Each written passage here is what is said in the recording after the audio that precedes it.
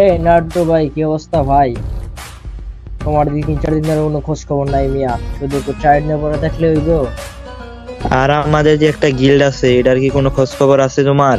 তো এখন 4 ভার্সেস 4 করার জন্য তো হাত পা চুলকাইতেছে। তো অনলি 3 প্লাগ নামে একটা গিল্ড আছে, ওরা দাবি করতেছে যে ওদের সামনে নাকি কেউ দাঁড়াতেই পারবো না ফ্রি স্টাইলে। তো চলো ওদেরকে একটু বইরা দিয়ে আসি। আবার ওরা এটাও বলছে যে আমাদেরকে হারায় নাকি ওরা ভিডিও আপলোড দিব।